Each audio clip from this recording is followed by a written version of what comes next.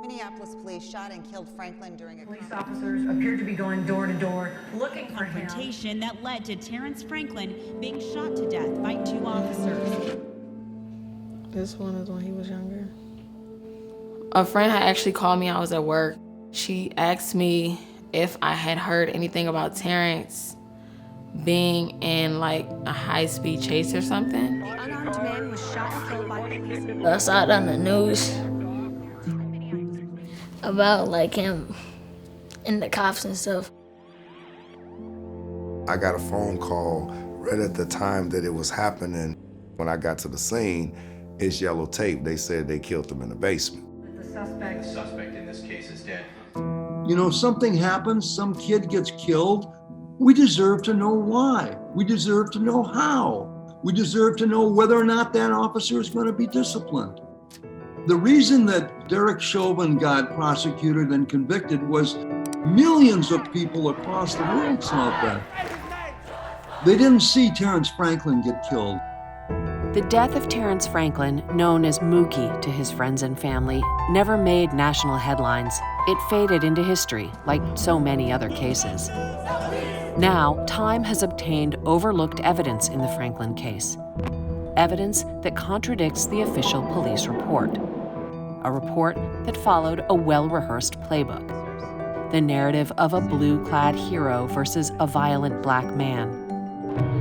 But what happens when we question the way stories like this are so often told?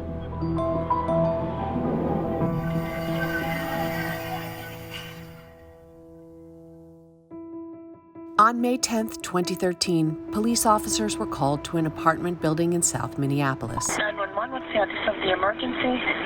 Someone said they'd recognized Franklin from a burglary a few days earlier. We had somebody who broke into a unit and stole some stuff, and they actually just came back to the building. Black male in dreadlocks. Police approached his car outside the building. As he pulled out of the parking lot, police radioed in that he'd tried to hit an officer. The vehicle struck SWAT 504. That escalated the police response to a full-blown manhunt. Surveillance footage from the scene clearly showed that Franklin swerved around the officer, who then tried to kick his car. This is the first of many inconsistencies in the official police account of that day. We are hearing the suspect may have initially fled in a car and then taken off by foot. Franklin broke into this home, perhaps to hide. He was soon cornered in the basement by 5 officers and a police dog. He sent a girlfriend a message on Facebook. He told her he was scared. The police report describes how Franklin grabbed a gun from one of the officers and shot 2 of them. The report says that 2 officers fired back immediately. Terrence Franklin was killed by 5 bullets to the head. Of course, our hearts are with the Minneapolis Police Department at this time. A few days later, police leaked their version of events to the Star Tribune. Once that narrative was set, local media continued to report the same version. Minneapolis police outlined exactly what happened leading up to the shooting death of Terrence Franklin. And during the ensuing struggle with police, grabbed one of the officers' weapons and opened fire, shooting 2 of them before he himself died. 2 weeks after Franklin's death, his family hired attorney Mike Padden. As counsel for Mookie's parents, we felt it was important to comment on some concerns we have with the conduct of the Minneapolis Police Department. Initially, we felt we had to get ahead of the PR game because we knew the Minneapolis Police Department was going to use the media as a PR machine. The first leak was that the young man was a crazed animal with superhuman strength who grabbed a submachine gun and shot 2 officers with it. From the beginning, he had made the decision not to get caught at any cost. They were trying to project this story that this young man was an attempted cop killer. That's really what it came down to. The MPD was quick to point to Franklin's criminal history. He was on probation after being convicted of assault with a dangerous weapon 2 years earlier. They made him into a supervillain. If you're labeled, they're gonna stick that to you. We all have bumps in our life. He was in the stage of, at his point, of changing. Ed Feline, a former city council member, publishes a community newspaper. From the beginning, he has questioned the police version of Franklin's death. I asked to look at the police report, I asked to look at the medical examiner's report, and it all smelled terribly. of lies and distortions and obvious fabrications. Nobody's really interested in the serious question, and it's difficult to try and take on the cops. During their investigation, the MPD never talked to a key witness who had recorded the only independent real-time evidence of what happened that day. Jimmy Gaines was on his way to visit a friend when he'd stopped to watch unusual police activity. I noticed that there were a lot of police in the neighborhood, like a lot. They're at every corner, they were in between every house, and they all had their guns drawn. Everyone looked either very, very happy, and they were psyched this was happening, this was a great day, or they looked absolutely terrified. I thought it had been somebody who had committed a terrible, terrible crime. You know, not some kid who had just run away. I shot as much as I could before my battery went out. I went home and I uploaded them to YouTube. Turns out the video didn't really matter all that much anyways, and it was the audio.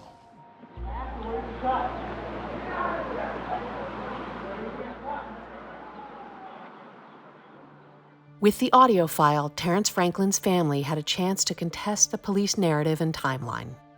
We did a nationwide search and we found Ed that way. I told him up front that we wanted his objective evaluation. We weren't looking to retain a hired gun. The attorney that retained me in the case, Mr. Padden, was interested in hearing what words were spoken and, of course, any gunshots that were fired to have a better play-by-play of the events that occurred that day. The Franklin family also hired a private investigator to review the evidence. I was highly, highly suspicious of the fact that this was a defensive shooting. This could very well have been not only wildly different than what the official report said, but something much darker. The recording took place from across the street, and the microphone that was built into the iPod Touch was not designed to be a projection type of a microphone. And you're talking about some voices in a basement bouncing up a flight of stairs and across the street into a little iPod, right? It's amazing we could hear anything at all. The audio can be difficult to make out on its own, but by using forensic software that filtered out extraneous noise, Ed Primo made a startling discovery. He could detect voices, including the voice of Terrence Franklin, even though, according to the police timeline, he should have been dead by this point. You can hear a lot of voices here.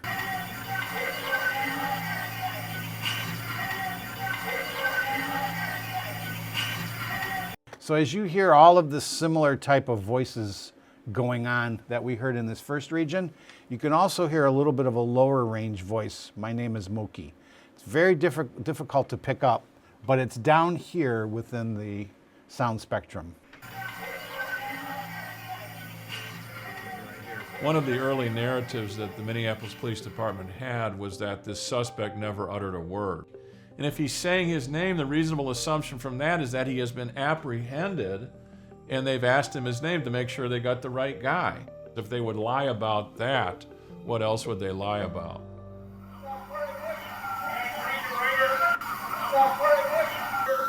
I'm hearing damn frickin', but I can't confirm what that third word is. And as you know, people have their opinion. You hear the N-word. Probably the most important soundbite in the video was, "Come out, little N-word. Don't go putting those hands up now."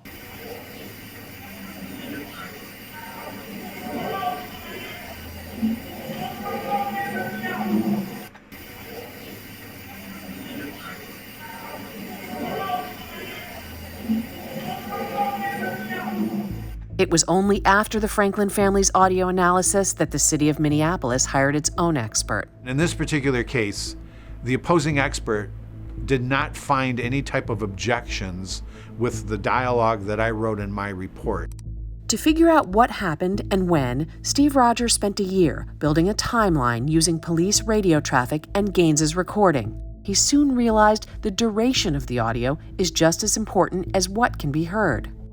After the initial two shots, like I said, there's radio traffic. Then in the middle is where we swear we hear Terrence Franklin's voice.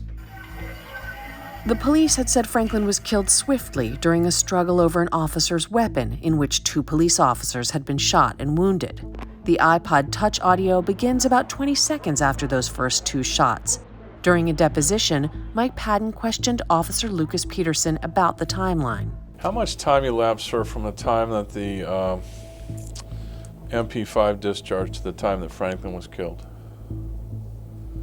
Short amount of time. Okay, matter of seconds? Yes. Okay. The law says that Franklin's killing would have been justified if officers had feared for their lives. But Gaines had recorded at least a minute of police communicating with Franklin after the first 2 shots. So you're talking about a time frame of over a minute to a minute and a half from the time that gun discharged up into the time they killed Franklin, which under these facts is obviously an eternity. He should have been killed right away if he grabbed a cop's gun and shot a cop. With what they had learned from the audio, the family became convinced there was an alternative explanation for Franklin's death. I know he wouldn't frisk or fight or tussle with the police. If they already have you, he's gonna surrender. How did he end up in the basement and not coming out alive? They believe it begins with Officer Mark Durand firing his own MP5 by accident and injuring his fellow officers. Negligent discharge happens. It's a very common phenomenon in policing. And especially if you have a weapon with that kind of firepower in a small area. The family notes that Officer Durand had made some cryptic statements that appeared to blame the gun for the initial 2 shots, not Franklin. The Minneapolis Police Department would not allow a detailed examination of that firearm. The strongest forensic evidence supporting the police account was from a state crime lab, which found Franklin's DNA on the trigger. We had to come up with an explanation for why it was that Terrence Franklin's DNA was on the gun. This was a small area, so you could have had so-called touch DNA. After Franklin was shot, an officer checked his pulse. Moments later, that same officer was handed the MP5 machine gun. You don't need to be an expert on science or a Rhodes Scholar to figure out how Franklin's DNA could have ended up on the gun. Investigators also found 2 bullet holes from 2 different guns next to each other in a closet near Franklin's body. Working with a forensic firearms expert, Steve Rogers studied the scene and came to a troubling conclusion. This is a legend of the basement. Here's where all the officers would have been. Bullets tend to fly pretty straight unless they bounce off of something. By using a rod that we stick through that hole, then we can determine the angle that that bullet was fired at. Now, that means somewhere above those 2 holes had to be Terrence Franklin's head. Then beyond that had to be the firearms. They had to have been fired essentially at the same time, the same angle. Almost all the rounds went into the side of his head and his neck. This was not wildfire trying to kill a suspect. To me, it was like assassination. It wasn't right. We found a torn off dreadlock on the floor right by where he was laying. Multiple firearms experts, law enforcement members consulted with us. None of us came up with another explanation for those 2 bullets having that path, that trajectory, and so our team decided that the most likely thing that happened was they pulled him up by the hair, boom, 1, 2, 3, bam. A grand jury cleared officers of any wrongdoing in 2013. I fully support the actions of my officers and agree with the decision of the grand jury. When reached for comment, the MPD referred questions to the Minneapolis City Attorney's Office, which didn't respond. When I heard about what the police accused Terrence of, I knew that it wasn't true. The only reason Terrence ran was because he was scared. Any black man in today's world is kind of scared of the police, even back then. He was young, he probably wasn't thinking. They didn't mention he went to school here. They didn't mention none of the good things. He had a baby. He was always tending to his son. They portrayed it and just labeled him as what they wanted him to be. Give me a second, let me start this beat. See, I've been gone for months doing what I do. What do you remember about your dad's personality?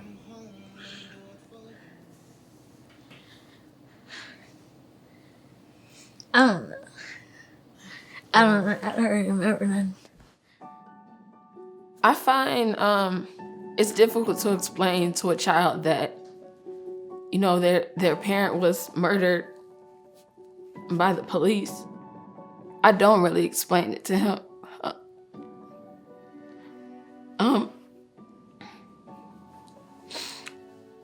He's 13, well, he's almost 13. He's researched it himself on his phone. Because I want to know more about it. I saw some pictures of him, but mostly it's just like other people and stuff. You can't really give them a real explanation because all the media attention is saying one thing, but you know it's not true. I don't think he will understand it until he's older.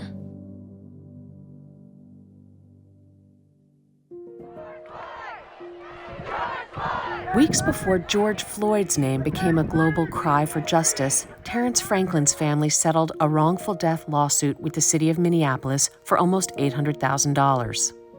It's not closure, it's just a way to pacify the family, I feel like. Justice to me would look like the officers being prosecuted. He should have came out the basement handcuffed.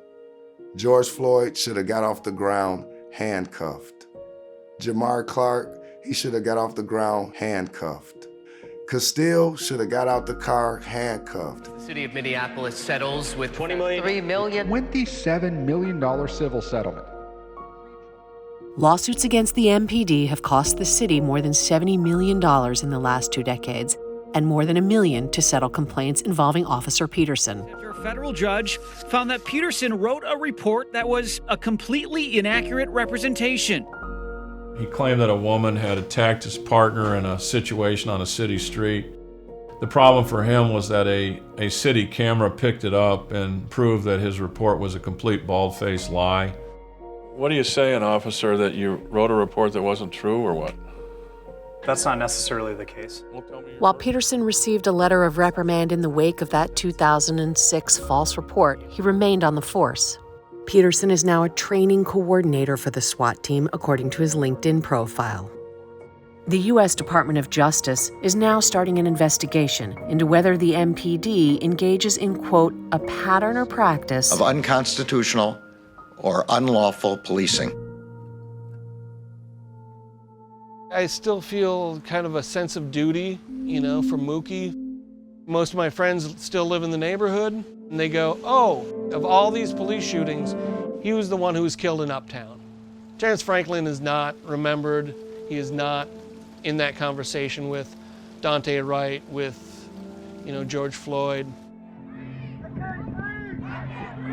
George Floyd, when that happened to him, it took me back to where I could hear my son crying out for his life in that basement, each bullet wound as his body took. When I was young, my uncle got killed by the Minneapolis police, which was Jose Walton. After that, my cousin, Tysel Nelson, got killed. And then here comes my son, Terrence. They keep killing us with no reasons.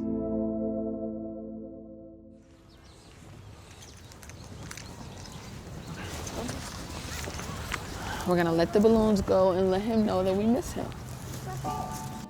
Nehemiah was 4 when his dad passed away. He kept up with the whole George Floyd trial. He talks about stuff like this with his friends. He comes up to me and asks questions about it. And I think he'll always be like that because his dad was killed by the police. As he gets older, he's gonna be one of those adults that are like at protests and fight for Black lives. 1, 2, 3. Let him go. Say we love you, Mookie. Say we love you. Look, they look so pretty. Terrence, he was just portrayed as someone he wasn't. He was actually a well-loved person, and his life mattered. You see the balloon?